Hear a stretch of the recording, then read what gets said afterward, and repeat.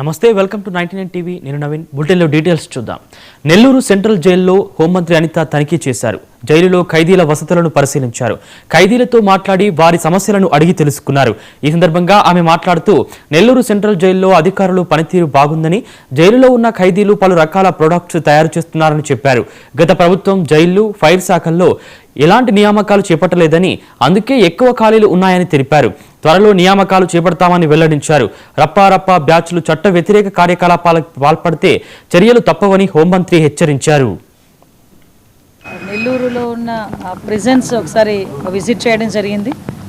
ఈరోజు Nellore prisons visit చేసిన తర్వాత లిటరలీ చెప్పాలంటే ఒక మంచి వాతావరణంలో ఖైదీల తాలూకా దాన్ని ఏమంటారంటే వాళ్ళ పశ్చాత్తాపడి తిరిగి వాళ్ళ జీవన విధానం మార్చుకునేటట్టుగా మళ్ళీ తిరిగి వాళ్ళ శిక్ష ముగించుకొని బయటికి వెళ్ళిన తర్వాత కూడా వాళ్ళు తమ జీవన విధానాలని సక్రమంగా చేసే విధంగా అక్కడ జైలు అధికారులు, అదేవిధంగా మొత్తం భద్రతా సిబ్బంది అందరూ కూడా చాలా బాగా వర్క్ చేయడం అనేది నేను కూడా గమనించుకున్నా.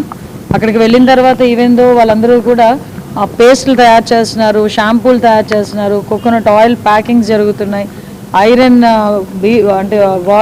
బీరువాలు తయారు చేస్తున్నారు, స్కూల్ బెంచెస్ కానీ చైర్స్ కానీ ఇలాంటివన్నీ తయారు చేస్తున్నారు, కార్పెంటరీ వర్క్స్, స్టిచ్చింగ్, ఓవరాల్గా వర్క్షాప్లో కూడా చాలామంది వర్క్ చేసుకొని దగ్గర నెలకి దగ్గర 7,000 నుంచి 8,000 రూపాయలు వాళ్ళు నెల అయ్యేసరికి సంపాదించుకునే పరిస్థితులు కూడా కల్పించారు. ముఖ్యంగా ఇవే కాకుండా నేను అక్కడ ఉన్న భద్రతా సిబ్బందిని అందరినీ కూడా కనుక్కోవడం జరిగింది. ఉన్న పరిస్థితులు ఎలా ఉన్నాయని అంతా కూడా